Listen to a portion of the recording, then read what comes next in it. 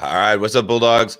Today we're going to be talking about why she cheats. We're basically going to be talking about masculinity, and I've got Jake Maddock here, who's a relationship coach, and I've been really liking his content. I first noticed him when he was reposting a lot of my TikTok or stitching my TikTok videos on relationship stuff, and I thought it was pretty cool because we have very similar mindsets. See, even some of the stuff that a lot of people disagree with. Jake seems to get, and I thought that it'd be cool for us to do a collab. So welcome, Jake. Thanks, John. I appreciate being here, buddy. And yeah, we have a extremely similar view on the world and similar mindsets, it seems. Agree on a lot of the same issues. I've been studying relationships for years, so it's rare to meet someone who is so dialed in the same as you are. So it's pretty cool. Awesome. So maybe give a little bit of a background kind of intro for everyone that doesn't know who you are. Sure. So basically, I'm a relationship coach, help people who feel unlucky in love. Coach a lot of single people who just go from bad relationship to bad relationship and just having trouble basically getting out of their own way. They often self-sabotage themselves because they're full of fear and low confidence and all this sort of stuff. And look, one of the main things I teach is about masculine and feminine energy and why it's so important. Okay, awesome. Yeah. I think that's pretty cool that you having that background, because a lot of guys say they're dating coaches, which I've used that term before, and then women are like, oh, you just teach guys how to get laid, and and it's like, it's unfortunate because I mean that's part of it for sure, but the bigger thing is the relationship, which applies to getting laid as well, right? Because it's that feminine and masculine energy, like understanding that, I feel like that's the key to all of the interactions. And so many guys just don't get that. They want to hear this advice on pickup lines and all these things, which is just like one part of it, one aspect of it, but they don't get the whole picture. Yeah, 100% well said. I'm a firm believer that everybody wants a 10 out of 10 relationship with their ideal partner. A lot of people just are full of fear. I think relationships are bad. Nobody wants a relationship with the wrong person, but everyone wants a relationship with the right person. It's just whether you can find them or not. Picking up in the art of dating and all that sort of stuff, it is important, but in the big scheme of things, it's a very short period of time, really, with your ideal partner. Right. Yeah. No, that makes a lot of sense. And I think, one thing I'd like to hear you weigh in on is today, especially, in the men's kind of communities, there's this real negative view of relationships, right? You hear these phrases like she belongs to the streets and what is it? It's she's not yours. It's only your turn.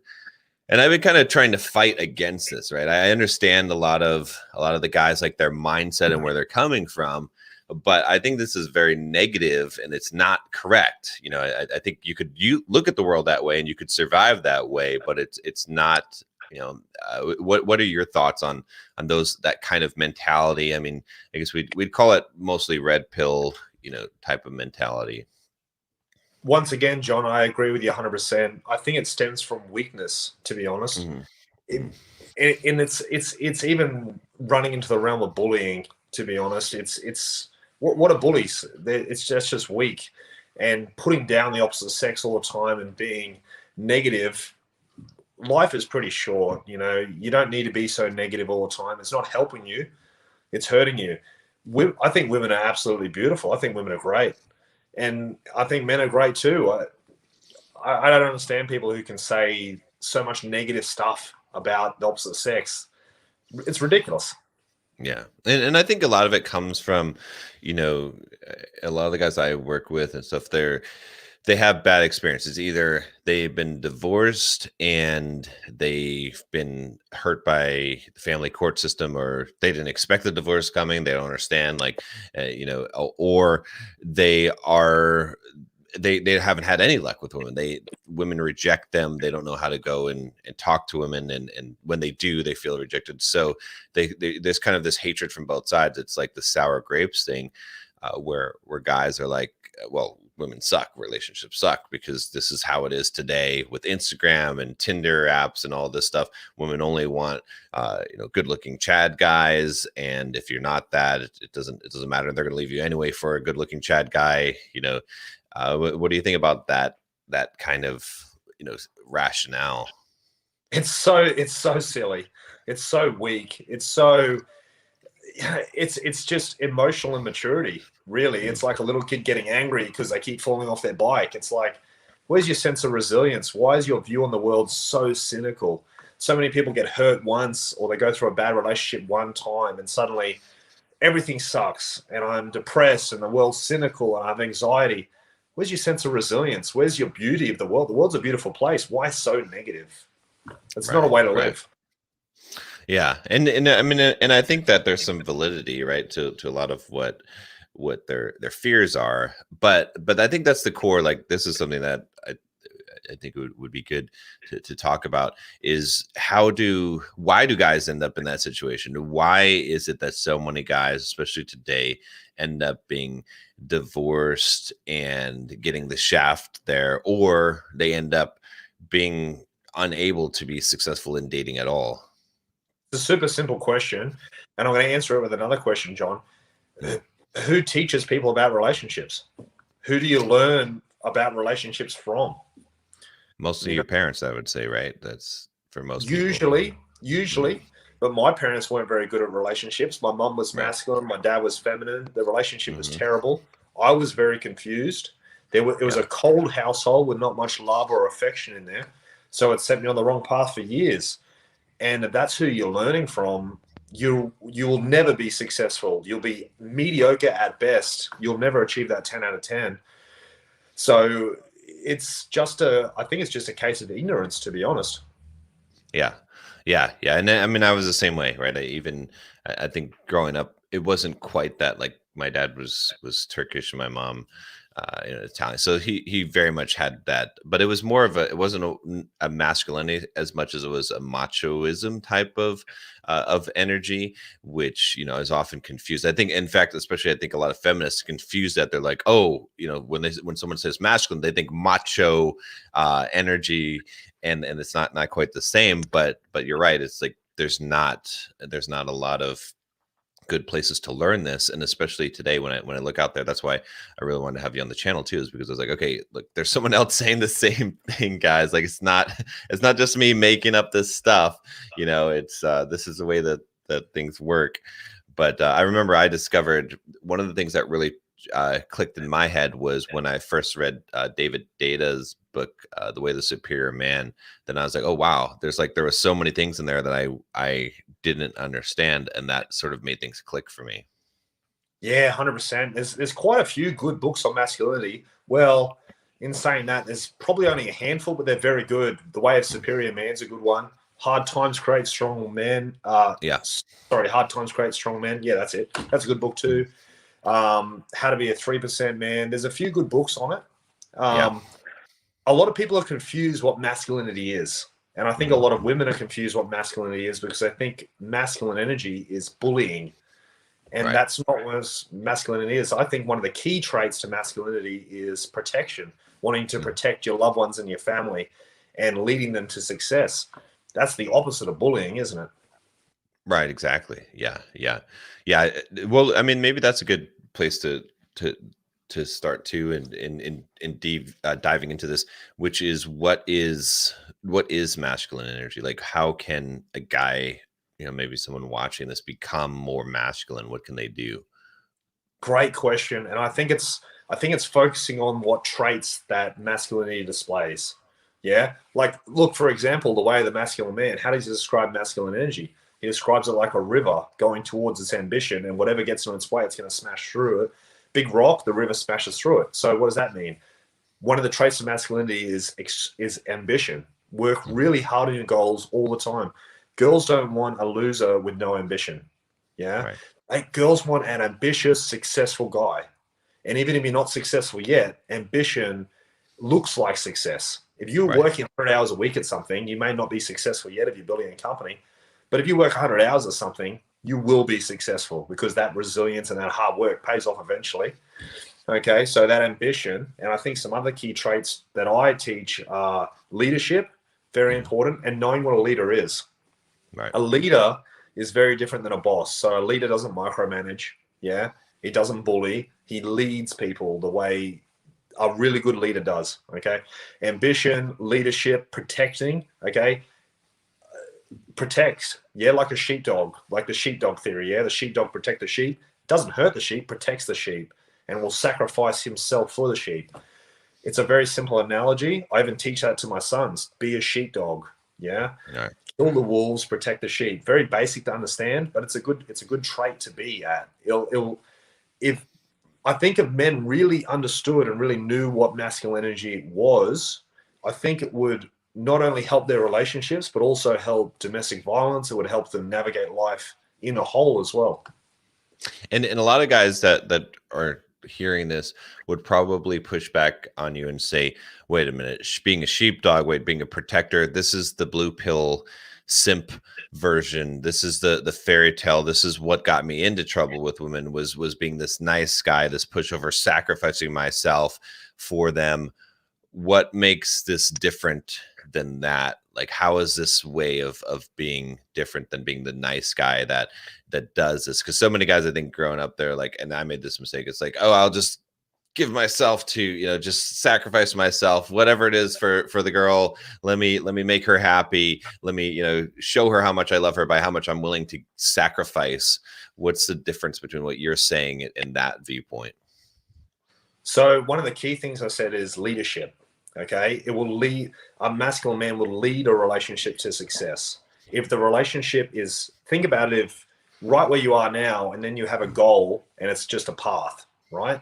Sometimes women will try to pull the relationship off the path. It's your job to keep it on the path. So if she starts doing that, go, no, we're not going to do that. Or if she doesn't want to talk about an issue, say, well, too bad. We are going to talk about it because this relationship has great communication. So I'm doing two things there. I'm leading the relationship in the direction I want it to go because it has to be a 10 out of 10.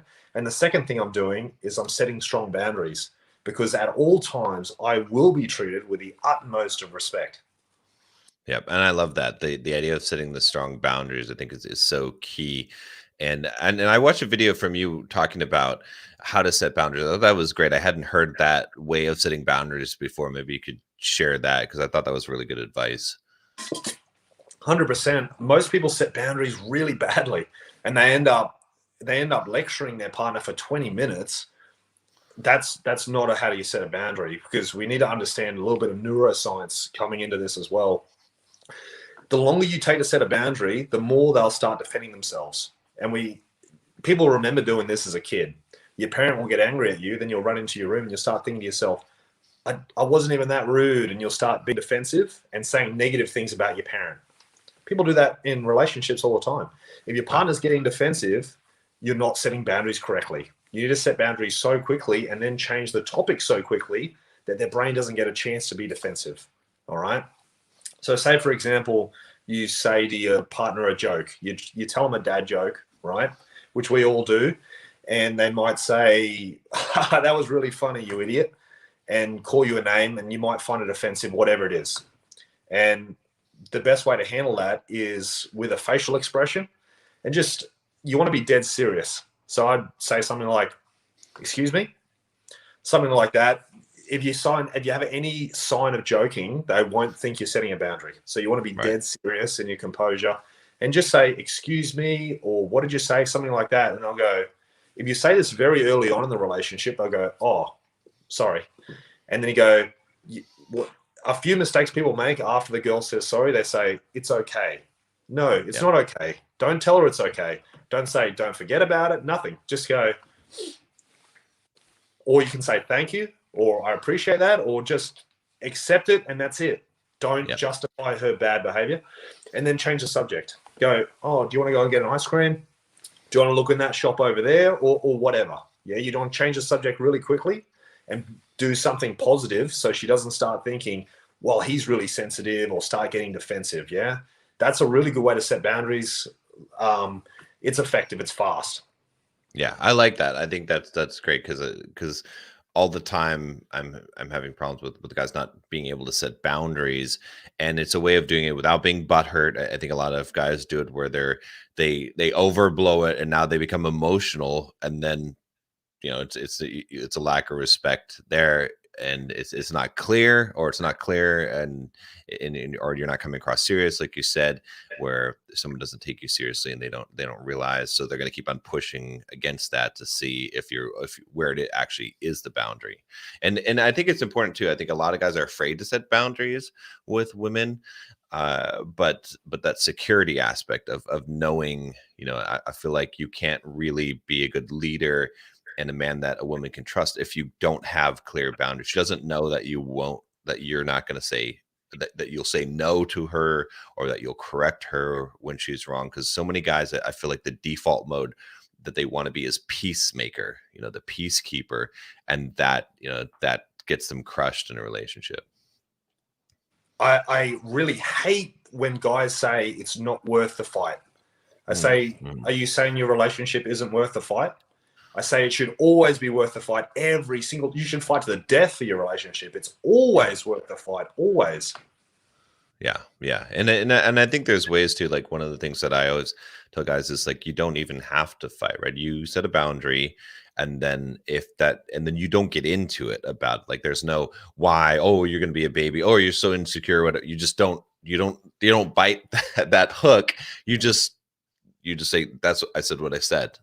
And that's it, because you've made that clear. Having a discussion about something else, or having a discussion in a respectful way, it's like, oh, why, I'm just curious, why did you find that offensive, whatever. That's fine. It's a respectful approach, but biting that hook of, oh, whatever, and getting into that fight, the actual argument fight, is different than a healthy conflict where you're having a discussion, you're going back and forth. It's done in a respectful way. 100%. And as we can see, it's actually pretty complicated when you think about it. Hey, these advanced communication techniques, there's a lot to it. And these little things of finesse, you can see why a lot of people struggle with it, or it takes a long time to learn. Hey. Now, let's talk about a little bit, what we titled this, the why she cheats in relationships, because this is a big one. A lot of guys are afraid of this. I mean, and this does happen, especially today. There's the whole, I think what's really making guys nervous is that Netflix show, that Sex Life, or whatever it is. It's it's really showing guys what can happen, and make them really scared. But I think, when I look at that, I'm like, okay, that it doesn't have to be that way. It could be that way for sure. What is it that makes women cheat?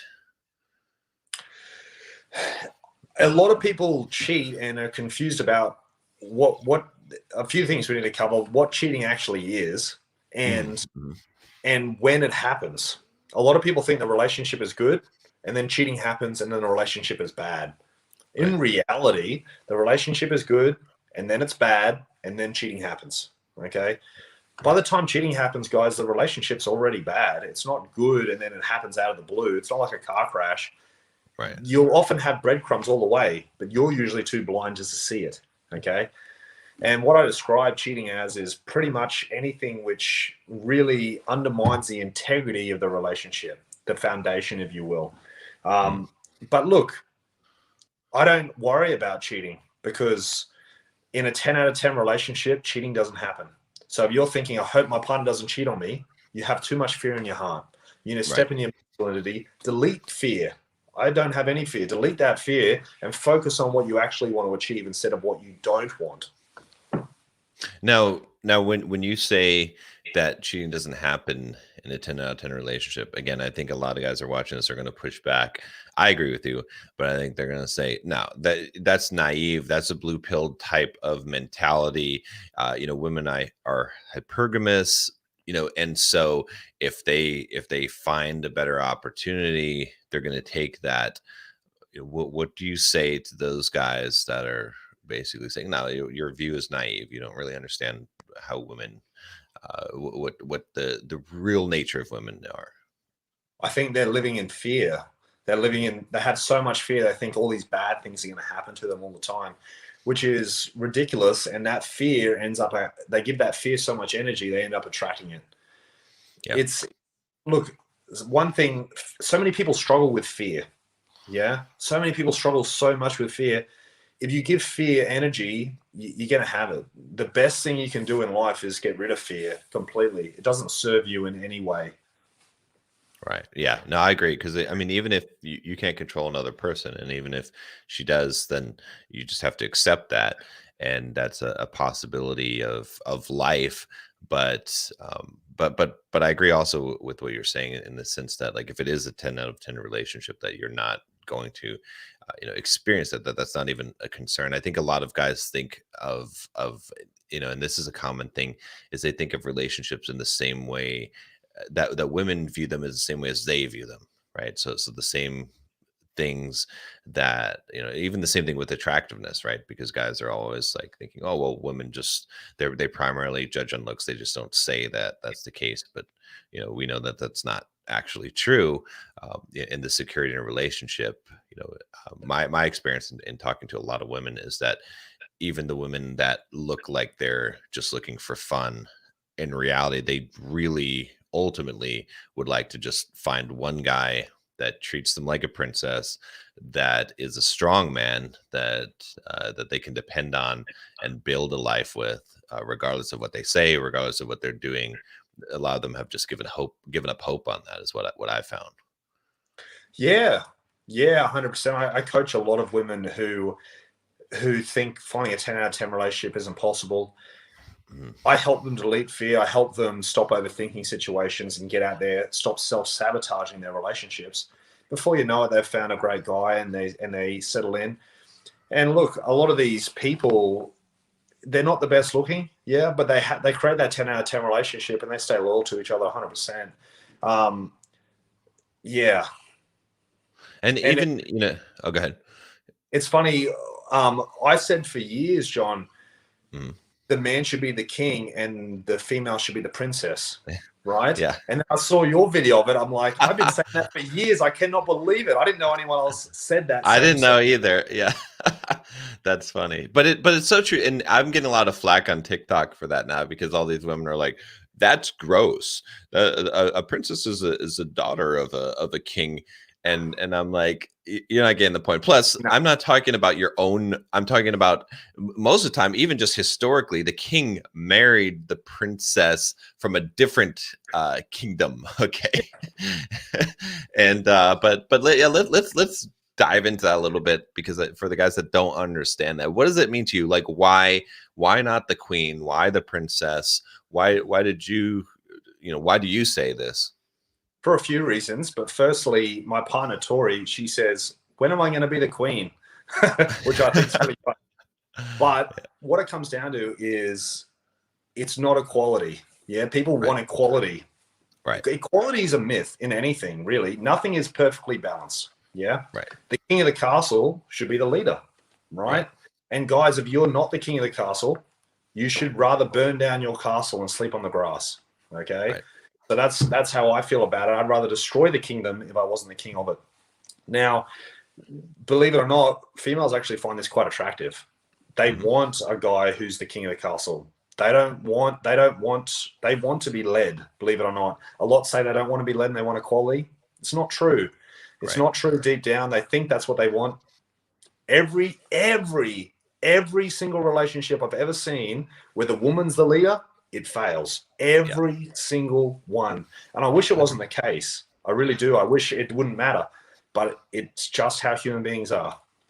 Yeah, no, it's very true. Yeah, I started using that phrase because also, just like you said, you have to be the king of the castle. It's not an equal thing. And then you look at it, and every girl, at least, well, maybe not today, but mostly, like, at least when I was growing up, they wanted to be a princess, right? They dressed up like a princess. You have the Disney princesses, right? They want to be treated like a princess. They don't want to. They're like, never are they like, oh, I want to be the queen, right? That's a new thing, the boss babe thing. I get it, but really, girls want to be a princess. They want their they're Prince Charming, or the knight in shining armor. And again, got a lot of guys are gonna say, oh, that sounds like blue pill type of fairy tale stuff. And to some degree, I think the way that guys interpret that, and they become these nice guys thinking that they don't understand what it is to actually be that knight in shining armor. There's some validity to that, but that's where I came up with it, was just like, no, this is a thing that actually women want. They want to be treated like a princess. They don't want to be treated like a queen. They don't want to have a weigh in every single decision. Exactly. Well said. So many guys are concerned about blue pill and appearing like a simp and all this other rubbish. Basically, something that's very important. It's good to be nice to your ideal partner. You shouldn't want to be mean to your ideal partner. You should want to be nice to them. You should want to hang out and you've become basically best friends and romantic partners. Exactly. But never be disrespected. But be nice, but just don't be disrespected.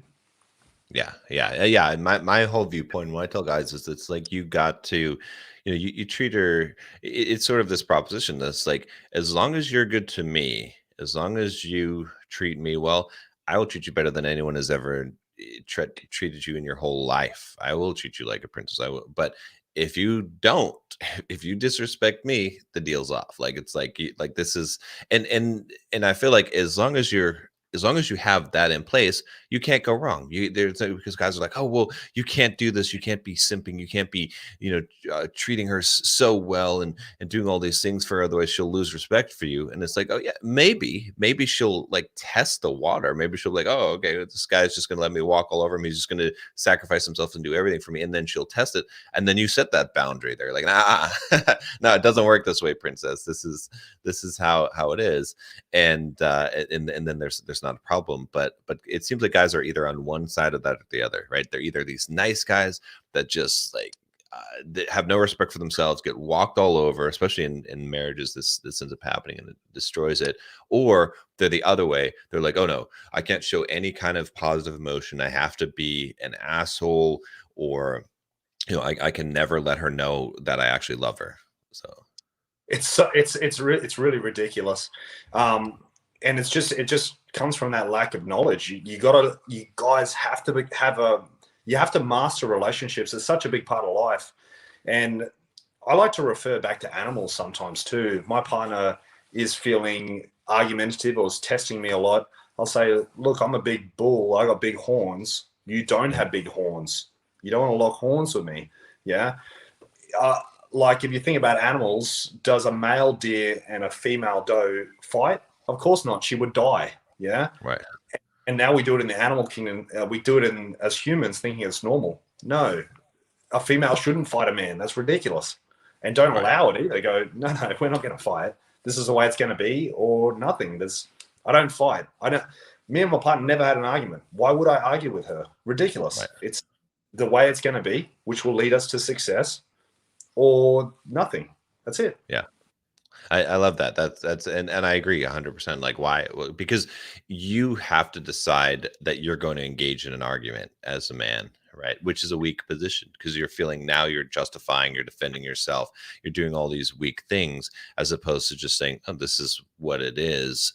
And you can take it or leave it, but I'm the captain of the ship, and this is where the ship's going, right? So I think a lot of guys are like, no, that won't ever work. And it's like, yeah, if you're weak, if you've been disrespected before, if you've been run over, yeah, you say that, or you come across that way, she's gonna be like, yeah, right. But you have to be real about it. You have to be like, no, you have to be committed to this, and you have to live your life that way. Like, no, I'm the captain of the ship. Like, you don't have to get on the ship, but this is where the ship is going. 100%. And a few things to remember, guys, is you are the captain, but as your first mate, she can give you her opinion, and it's up to you whether you take it on board or not. She could say, oh, can we go here? And you go, okay, or not today, maybe tomorrow, stuff like that. Like you can be open to it. You don't have to be a total ruler. You can be open to things as long as you still make the final decision. So what, talking about this 10 out of 10 relationship, what makes a 10? How do you create this 10 out of 10 relationship? Well, it's mainly just a 10 out of 10 is mainly just what your opinion is. Say, for example, you went out for dinner and had a pizza, and I said, what was the pizza out of 10? You said a 10. I'd say, okay, it's a 10 out of 10 pizza. But I also teach the 5 pillars, being attraction, masculine and feminine energy, courtship, intimacy, and communication. A lot of people get stuck on the first one, being attraction. What I mean by that is it's not how pretty you are. It's how everything you say and everything you do in a relationship makes her attraction for you go up or down. And talking about red pill and blue pill stuff, a lot of guys do this to themselves. Now, you'll see guys in the shops or whatever, and they'll say, oh, I just got to ask the boss. And they're referring to their wife. You're doing it to yourself, guys. Don't say sentences which are demasculating. Yeah, that's not a sentence you should say. And if she's treating you like, if she says sentences like, I have 3 kids and she only has 2, and she's pretending you're one of the children, even in a joking way, so disrespectful. Yeah, you should be treated like a king. Yeah, don't be an asshole about it, but don't allow that. All those things, dropping the attraction. Every time you fail one of her tests, dropping attraction.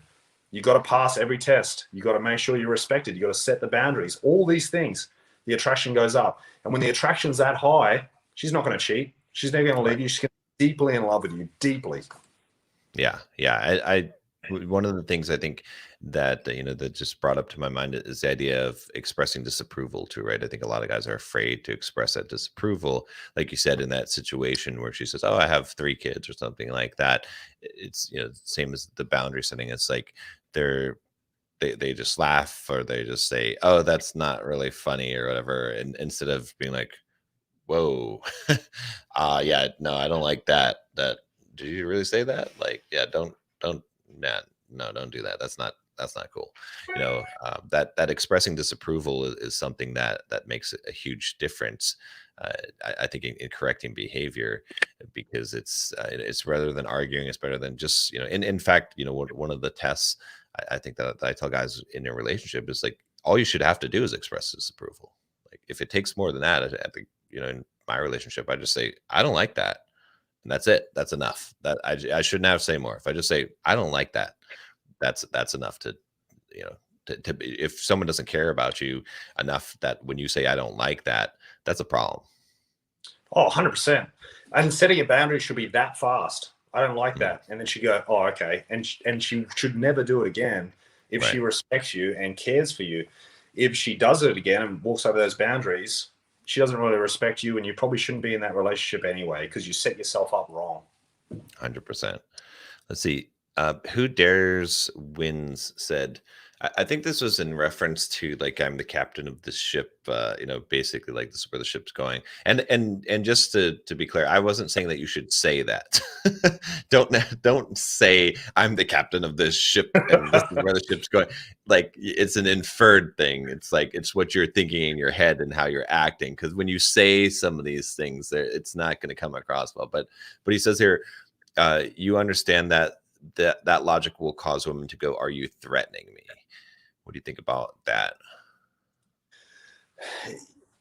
These advanced communication techniques can get quite complicated. And look, sometimes when you say things, it can come across as a threat. You need to make sure you use proper body language, right? Mm-hmm. So if you're trying to set a boundary with a woman and have your hands up like this, probably not good body language. Yeah. Right. Have open hands. Yeah. Don't hit your partner. Have open hands. Don't clench your fist like you're a little kid having a tantrum. Open your fist and go, what'd you say? Yeah. Like you're setting a boundary with a little kid. It's basically the same. Yeah. She shouldn't feel and heaps of fear for her physical health or anything like that. And if she says, are you threatening me? You can always respond with, no, but I'm not going to approve of that behavior, and we're not going to do that again. Okay. Just basic stuff like that. Yeah, no, I agree. And I think that just on the topic of threatening, I think a lot of guys use the threat. Women do it too, right?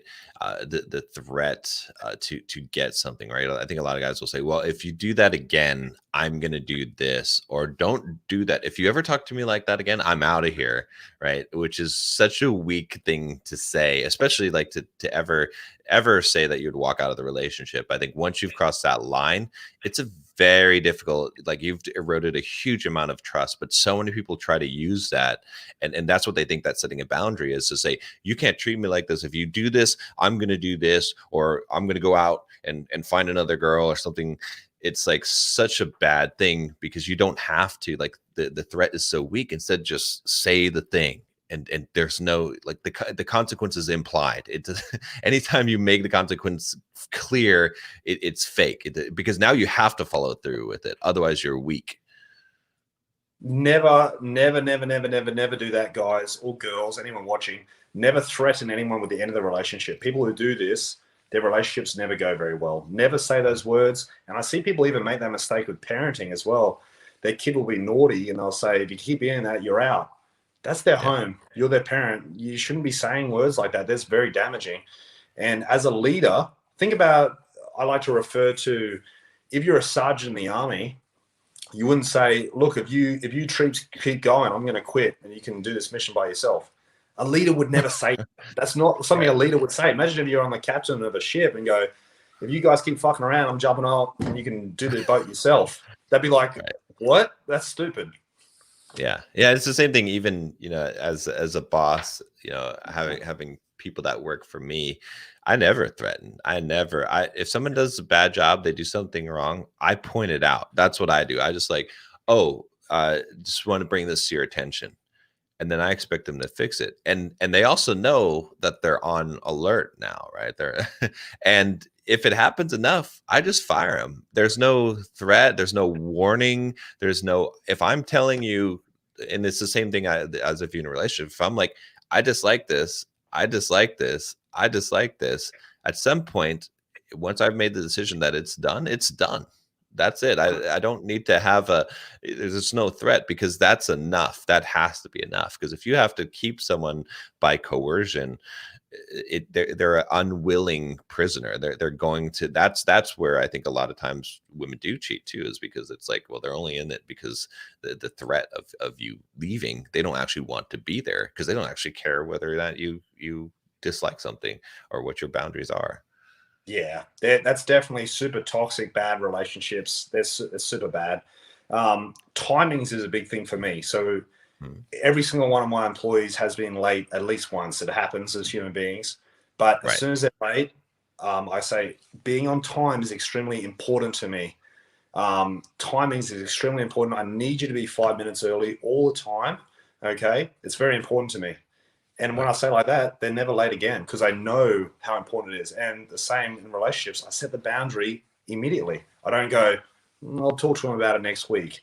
In boundaries, guys, if something goes wrong in your relationship, don't go, I'll talk about it tomorrow.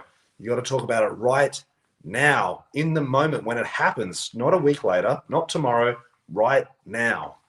Yeah, exactly. Yeah, I read a really good book. I mean, well, the book is called Boundaries. I don't know if you're familiar with the book. It's got a lot of it's a real good book, but it's got a lot of Christian theology to it. So a lot of people are turned off by it. But just, I mean, I still recommend it anyway, because it's very, very clear on not just setting boundaries in relationships, but with parents especially. I think a lot of guys struggle with that. Their parents guilt trip them all the time, and they don't know how to set that boundary. And since they never set the boundary with their parent, they can now not set a boundary with their girlfriend or wife, and it becomes a problem. Or even what I see a lot of times in relationships, especially guys that are married, is they don't have a boundary with their parents, and then the wife resents them because the man can't stand up to his parents. They take a higher point in his life than his wife, and that creates such a huge problem. Yeah, very, very sad to see. Yeah, guys, if you want to be successful, I recommend, what I say is, use the affirmation, I am a strong, confident alpha male leader. Okay. That all the time. No one will disrespectful. You'll believe it in every cell of your body, and you'll stand up to everybody. But if you get really good at setting boundaries with people, you can just set boundaries in a way that they don't feel disrespected. Now that's a real art. And if you can do it well, you can set boundaries with people and they'll still think you're great. Right. Yeah, I agree. Yeah. I remember, back when I had to set the boundary with my father, I had to have this conversation with him because he was disrespecting me. He was guilt trip, and I had to basically tell him, "Hey, look, Dad, I love you. I'm not gonna, but I'm not gonna talk to you if you're gonna talk. I don't allow people to talk to me that way. That's it." And he got mad, and and I said, "Hey, I'm not angry, and I understand your perspective, but this is just my standard for my life. So, you know, that's how it is. And that was, and eventually he respected it, and now we're the best of friends. And but we had to have that, I had to set that boundary and be clear about it and not be a jerk about it.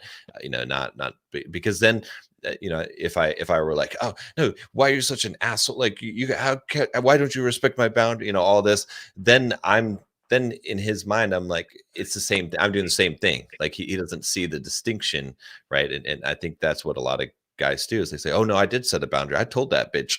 I'm like, no, she didn't get it because you came across she's like, in her head, she's like, oh, you're just as bad as I am. So got to be in control of those emotions. Let's see. Here's a good question from Kelly Chink, and she says, "Why are two men answering questions about why women cheat? Don't you think you should ask a woman with a degree in psychology these questions?" What do you think about that? Yeah, I get those sort of questions all the time. Look, I've met plenty of people who are highly educated who are idiots. Yeah. I've met plenty of people with zero qualifications who are incredibly wise and successful. I judge people on the success and the results they have maintained in their life, not what pieces of paper they have. I've quite a number of pieces of paper with my name on it. They make up less than 1% of my knowledge. They're hardly worth the paper they're printed on. So look, think of that what you will, but I care about success, not qualifications. Yeah, I agree, and I would add to that by saying that, I always look at what is a person saying. This is sort of one of those ways of discrediting someone based on who they are rather than what they say, right? So if there's something I'm saying or that Jake's saying that you disagree with, that's wrong in your opinion, then let's talk about why that's wrong and why that's not true, as opposed to because of who you are. It's sort of, it's not to not to throw an insult, because this is meant as an insult, but it's sort of a bigot way of looking at the world, right? Because if I said, oh, you're a woman, so you don't have a voice in this arena, or if I said, oh, you're black, so you don't, or you're white, or you're whatever it is, if I applied any kind of thing that characterized you based on your sex, your gender, your sexual orientation, and said, because of that, what you're saying doesn't have meaning, that would be bigotry, right? But if I say, okay, well, your words, this logic that you're saying, right, what you're saying, I disagree with, then we have an actual argument, or we have an actual discussion point. But when we characterize someone, what does that do? It Exactly. only, yeah. It's basic debating. Yeah, you debate the topic. You don't debate the person. Yeah, and that's not meant as an insult. It's an honest question, and that's my honest answer to it. So, but yeah, so let's talk a little bit more about I think a lot of guys, so they're in bad relationships, right? A lot of the coaching clients I get, they're in sexless marriages. This is a huge one. I did a couple of videos on this recently. Or they're in places where a woman walks all over them, and they're sort of in this stuck spot, or they feel like they're stuck because this is just how life is. This is just how women are. This is what they think, and they think this. They think that after so many years, attraction is lost. She doesn't want to have sex anymore. It's just how it is. And then they think, well, I can't really get a divorce because then I'll lose more than half of my stuff and the kids and all this. What should a guy do if he's in this situation where he's in this relationship where the woman walks all over him, where, and he's tried to assert himself, but she just pushes him over and laughs? What does he do? How does he change things around? Or does he? Can he? Yeah. Super painful position to be in. And 5 or 6 years ago, I was in a similar position with a previous partner I had. Had 2 kids with her, it was a terrible relationship, just saying that it was sexless, and these relationships don't go bad fast. It's just slowly progression, choosing the wrong person, but then also the masculine feminine energy isn't right. Also, you're very young, so you didn't set yourself properly with the boundaries and all this sort of stuff. You don't know what you're doing. And it gets to the stage where you almost can't turn it around. Yeah, you keep Yep. trying, and you study and you try things, but it's too far gone.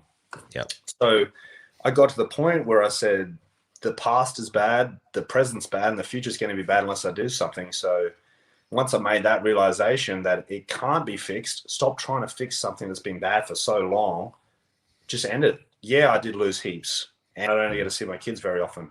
But is it worth living in hell for? Nothing is worth living in hell for. You're gonna lose, but you gain much more long term. Now I do have a relationship with my ideal partner. I'm in heaven every day.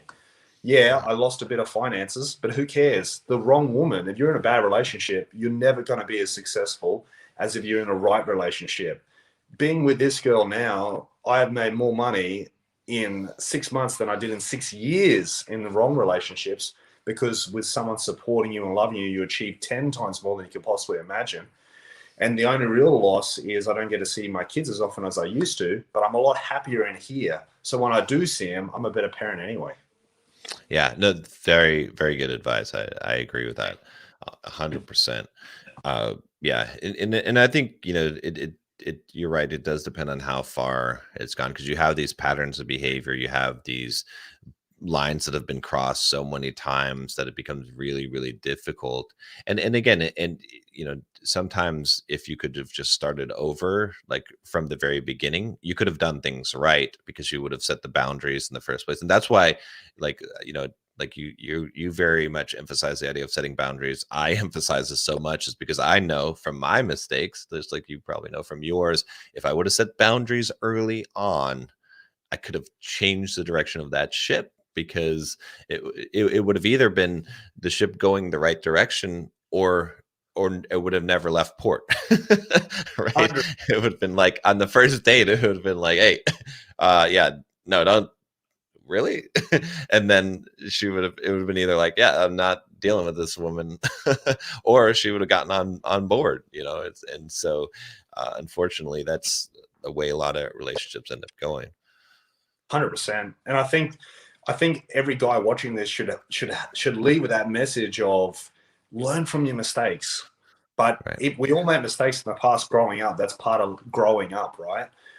Don't go through those mistakes and then fill your heart with hatred for women and become a red pill guy and all women are shit and I'm shit and relationships are shit and all this sort of negative attitude. Learn from your mistakes, move forward, and have a good attitude about it as well. Yeah, yeah, exactly. Now what about the guys that, again, they're in this sort of relationship, and maybe they're not too far into it, or maybe they're just really motivated to like try and fix things. What things could they do? Maybe, like I said, if they're not too far into it, things haven't gotten so bad, or they're, or they're just really like, I need to try at least to fix this thing. What are the steps, or what are the things that they can do to start to try and turn this around if it's possible? A few things, which is my third pillar. Make sure you're doing the courting process properly. Mhm. Take her on a date. Take her on a date at least every second week. Yeah, make sure the dates are good. I recommend the 4-date process. You ask her out on a date. You do an activity together, some sort of activity, just a light, fun activity. Take her to dinner. Yeah, where you don't talk the majority of the time. Okay, get her talking about herself, and then the end of the night, be affectionate, but and talk to her, but not too much. Yeah. So if you're texting her like good morning, sweetie, every morning, it's too much. You're coming across Right. stupid. Yeah. Have a bit of balance with it. Yeah. Don't be so needy. Like, still talk to her, but try to get her chasing you a little bit. And also try to establish those boundaries strong. So if anything happens, go, no, no, no, no, we're not doing that. Right. That's what's good about dating. If you do the 4-step process and the date has to be a surprise, it works really well, because she says, where are we going? And you say, well, you just have to wait and see. It'll be really fun. Right. And it's a surprise. So she can't lead. You have to lead the date because it's a surprise. And that's what's good about dating too. And I think, that kind of dovetails nicely into what I think mistakes that guys make about sexual attraction, especially like no sex in the marriage or the relationship, and they think that it's just like the physical attraction element of it. What they don't realize is like the emotional element for women, right? There is, of course, a physical attraction part of it, and yeah, women do have one night stands and stuff. But even then, like guys, like the same applies. It's like it's because of how you make her feel. It's always how you make her feel is what creates attraction or creates a sexual attraction with women. Uh, what can guys do to like re-spark that, or you know, or do you agree with that? Or Sex is a very complicated thing. Yeah, it's physical, it's emotional, it's spiritual. We feel a lot. It's a great way to connect. It can be a great source of great pain for some people. It's a very complicated thing. And men, obviously, if they have a good level of testosterone, they're going to want to have sex more than females do. That's pretty normal as well. And it gets quite complicated. So you should be doing the right things, taking her on dates, talking to her love language. If her love language is gifts, you know, you want to get her a gift occasionally.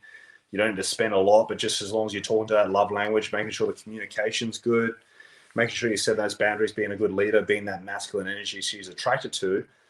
And then at the same time, try not to put too much emphasis on being spontaneous. Okay. So a lot of guys do research and go, sex has to be spontaneous. So I just got to try at random times and see what happens. Set it up. right. Set it up. Say, hey, we haven't had sex in like the last week, so let's have sex tomorrow. I'm free at 3 p.m. Is that good for you? And she'll go, oh, well, I'm free at 4. And you go, great. Well, let's get together at 4. We'll have sex. Sure, it's not as passionate, but it'll start things rolling. Yeah. And look, some of the time she's not going to feel like it. But if she loves you and wants to make you happy, she'll do it anyway.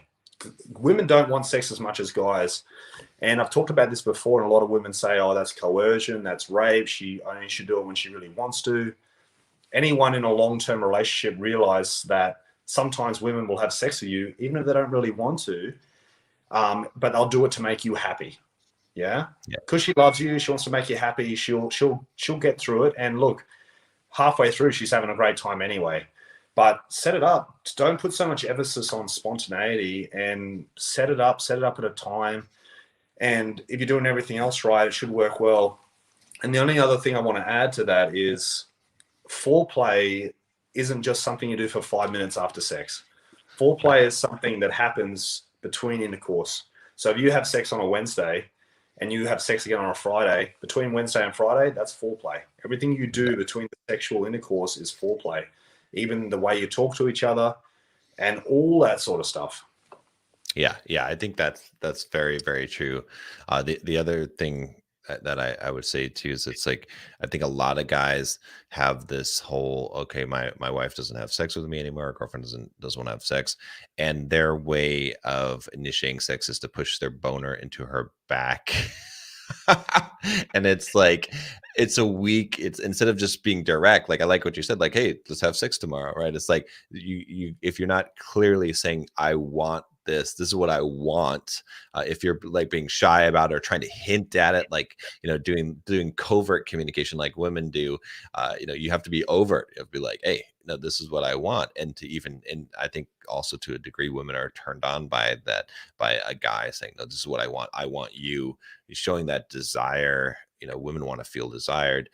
And a lot of guys are like, no, I should just be able to hint at it, or they're afraid. They're like meek. They're like, I don't want to get rejected, so I'm just going to like kind of just test the waters or whatever. And then they totally get blown out because then the girl's not into it because she's like, okay, well, this guy, like, she, you know. But you know, many women have the fantasy of like being a stripper or being a call girl, or even the, you know, the rape fantasies or whatever. And a lot of it is, it's not that they actually want to do any of those things, but it's they want to be desired so much by a guy. And like if you're not coming across like that, at least that's what I found in my experience, is that then you're gonna get poor results. Yeah, as you can see, it's quite complicated. Hey, when you really start diving into relationships and sex, it gets quite complicated. A lot of guys get really hurt when they get rejected. It happens to all of us. It doesn't matter how awesome you are, how big your willy is, how good looking you are. You're going to get rejected sometimes. Yeah, that's just part of life. You can't take it so seriously. Yeah. even I'm guilty of it, taking it too seriously. Sometimes I think, oh, she doesn't think I'm attractive. Now, what am I, fat? I don't look very good. You start spiraling. It's you can't take it too personally. You got to give yourself that confidence and reassurance and be direct. Being direct works really well, and it doesn't seem very romantic, but it does work. Yeah, yeah, yeah. And I think also it's like that it's a different set of triggers, right? For us, for guys, it's like it doesn't take much. In fact, there's a book, it's funny, there's a book I read called Why Women Have Sex. And I think there's like 32 reasons in there. And like if there was a book for why guys have sex, it would have two reasons. It would be like they're horny or conquest, right? That would be basically it. So I think it's funny. It's like there's 32 reasons why women have sex. And so it's like a different process of even revving up the engine.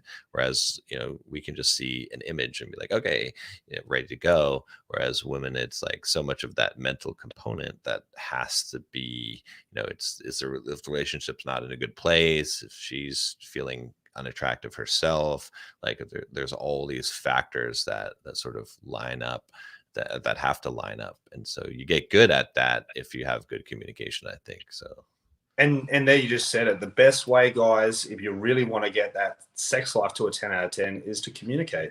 You have to communicate, okay? If you're not communicating and you're acting like a girl, trying to hint at it and trying to be really like a spy, you're dreaming. Be direct. Yeah. Communicate. It's all communication. Yeah. Yeah. I think it's the same thing too. It's like just like saying this, I don't like this, to say this is important to me. Right. Again, if someone says, if I care about someone and they say this is important to me, I'm taking note. Right. That's like, so you can use that same thing as like, be like, okay, this is important to me. And then, and then express it. Yeah. 100%. It doesn't even have to be right now, but it has to be like, okay, this is important to me. Like, this is something that's happening and this is important. So, John, some people ask me, how often do you think a couple should have sex? What do you think? I mean, my opinion, I know it varies, but I would say like at least a couple times a week on average is kind of what I figure. And I base it based off of what mostly guys are going to like, you should be having your needs met as a man. So that's about what I say. What's your answer?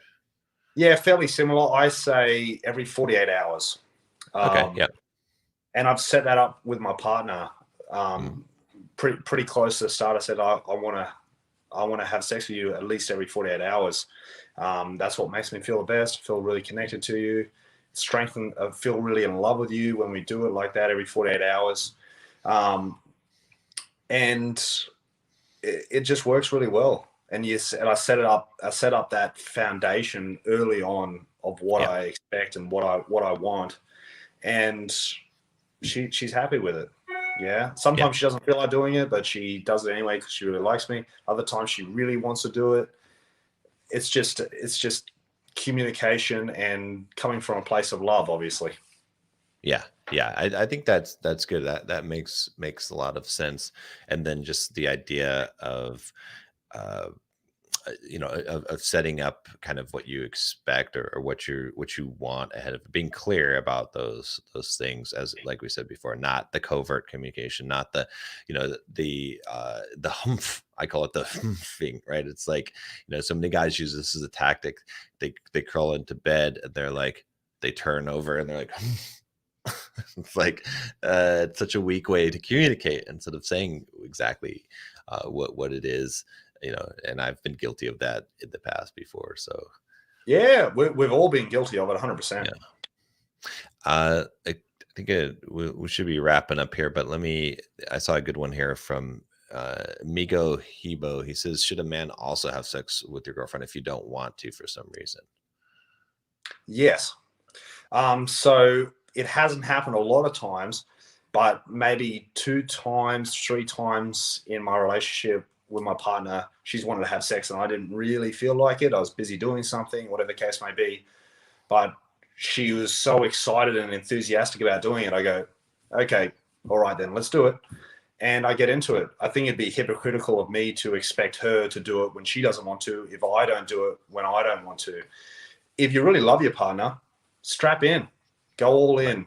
Don't be a little girl about it. Dive in. Sometimes you have to do stuff you don't really want to do, but you know it's going to be good, so dive in. Yeah, yeah, yeah. I agree.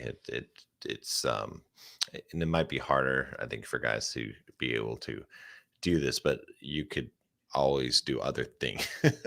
You know what I mean? Like if you have an issue there, that's but yeah, That's has to what I go. wanted to. That's what I wanted to talk about, John. I Yeah, coach a lot of women in their late 40s, and they yeah, date a lot of guys, and they have trouble getting erections. And then the guy mhm, won't take Viagra because he's just stressed from work, and he's just worried, and he's just got to work on his stress. It's like, shut up and just take the pill. Yeah. right, A lot of people overcomplicate things. If it's a problem, a lot of problems have very simple solutions. So, right, guys, any guys watching, take Viagra. It's a fantastic drug. Okay, even if you don't really need it, as you get older, you're gonna need it. right. Okay, even if you just take half a pill, it's fantastic. Yeah, don't take it every day though, because you start to become reliant on it. Obviously, talk to a doctor, but look, half a pill once a week, fantastic, and not only good for sex, it's good for your circulation in your feet, for your whole Right. body. So simple solutions, simple problems. Yeah, exactly. Yeah, I agree 100% because you can, it can be something that you're embarrassed about, but hey, if What's more embarrassing? right. Yeah. There's nothing more embarrassing about a flippy willy. Yeah, you can't get an erection. That is the most embarrassing thing. And I think a lot of times guys handle it the wrong way too, right? The way to handle it is just to not make a big deal of it because Yeah. guys are always afraid. Okay, well, she's going to be upset or she's going to think less of me. But only if you make a big deal of it. If you're like, you just laugh, like, oh shit, oh well, right? Not a big deal. But if you make a big deal of it, then it becomes a big deal. Yeah. Definitely don't break down in tears and cry in the corner. Yeah. Okay.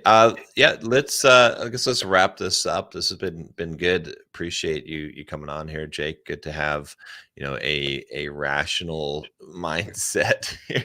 Sometimes in the YouTube space, I like the guys, in the space. I don't like to talk crap about anyone, but sometimes like the whole red pill thing, like there's some good truths to it. I do think, and, Yeah. I've learned some things, and I'm not discrediting things. I mean, things like hypergamy, they do exist, and and things like that. But it's just taken to such an extreme; it becomes so jaded. I think where it stops becoming like understanding human nature or female nature, and it becomes more about women hating, and guys lose hope. They lose hope of relationships. They lose hope. They don't realize that they could have a really good relationship because they don't focus on that. They only focus on the pickup. They only focus on the dating and getting laid, and they don't focus on the more important thing, which is, like you said, the masculine and feminine, and understanding that. So yeah. Oh, one thing actually that just reminded me, I wanted to ask you about this too, because I think this is really important. What is your view on venting? Venting, I have an interesting view depending on whether you're a man or a woman. So Mhm. a man shouldn't vent to his wife. Right, If you're having a hard day or you want to complain, complain to me, complain right, to John, complain to a right, therapist, even call your mum or your dad. Don't right, complain to your wife. That's not her job to listen to you. Be in your feminine and complain about how hard your day is because you're a little girl. But girls, females, completely opposite. right. You should be able to vent to your man and he should listen to you. And because he's there to support you as a leader. Big difference. Big difference there. And I don't know if you've seen the little video clip on YouTube, but there's a really good video clip called "It's Not the Nail." Uh, Yes. Yeah. and that's just like some guys watch that and they're like, "Oh, see, women are so dumb," and I'm like, "No, you're missing the point. The point is like this is how the reality is. Like you have to be like you have to understand that women don't want a solution. They just want they just want to vent.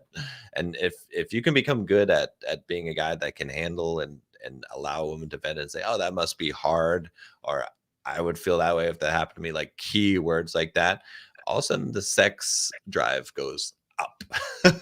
Yeah. So a little hint there. So Be a good communicator with all relationships, guys and girls. Even if you don't care what they're saying, pretend you care. yeah, and use active listening. Say, oh, that sounds really frustrating. Yeah, Right. empathize a little bit, even if you're just pretending. And any girls watching this, do the same thing. If your husband comes home and says his compressor just broke, don't go, I don't know what a compressor is. Go and talk to somebody else. Go, oh, well, what happened to your compressor? You don't have to be a genius just to copy a couple of his words. Yeah. Just about active listening, be a good communicator, be a good conversationalist. It's a skill which is hard to master, and a lot of people don't even try. Yeah, yeah. No, it makes a huge difference in all of your communication, honestly, when you can do that. And it's just, and sometimes people are like, oh, you're just like, people will notice if you're just parroting back the words that they say, or if you just always say, oh, that must be hard. No. People love it. Even when they know you're doing it, they still love it. Everyone loves to be held, like to feel like they've been heard. Yep. So It's the same with male's ego. Any girls watching, feed that ego. Yeah. yeah, Tell him how big and strong he is. Tell him how great he looks naked. Tell him he's the best looking man naked you've ever seen. He will say, yeah. He won't go, oh no, I'm not. I look terrible. He will feel great. Lay it on right. thick. It works really well. Oh yeah. Yeah, and see, and that's really good because, I'm glad you gave that advice because women always are wondering how can you really motivate a man? How can you get the guy to step up and be a man? And that's how you do it. Cuz you tell a guy that, you start complimenting him, start feeding his ego, he will light up and he will go and fucking conquer an entire country just because you were singing his praises. Like that's how you get a guy to step up. Not the way that most women do, by nagging or by disparaging him, saying why don't you be more of a man? Why that completely destroys a guy. But like being lifted up, having his ego fed, and a lot of women don't want to do it because like, I don't want to give him a big head. No, you want him to, and this is why guys cheat on their wives with their secretary, who's not as or sometimes not as good looking, is because she's like, oh, you're a big strong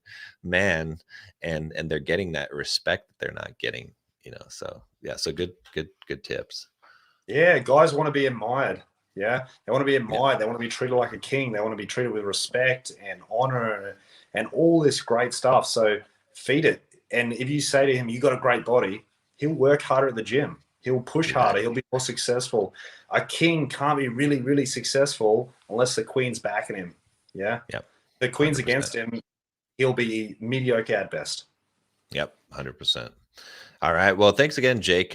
Really appreciate you coming on. And then, guys, I have a link to Jake's YouTube channel in the description. Go check that out. Go subscribe. He's got great content. Just like I said, I went through a bunch of his videos, and TikTok as well. Follow him on TikTok. What's your TikTok handle? Is it Jake Maddock? It's Coach Jake Maddock on TikTok. Okay, yeah. Go check him out there. Also on Instagram. Is it the same Coach Jake Maddock? I think so. Okay. It's either Jake Maddock or Coach Jake Maddock. Let me double check here so that we get, because I really want more guys to listen to your content because it is really good. Have you written a book, John? Not on, I strangely enough, my books are on programming, on software development. You got to write a book about relationships or masculinity or something like that, yeah? Yeah, yeah, I want to. I want to do that now because I feel like that's the greater need is this kind of advice. The lessons that both of us I think have learned the hard way, and have now figured out. So yeah, It's the world will be better off with your book. You know what I mean? awesome. Yeah, no, I appreciate that, and it looks like I appreciate you, Unique79. He already put your Instagram in there, Thanks, buddy. so. And I think he put, yeah, so he's been putting all the stuff in there. Oh, he put your YouTube channel in there Oh, and your website. There we go. All right. Appreciate it. All right. Thanks again, Jake. And take care, guys. thanks, John.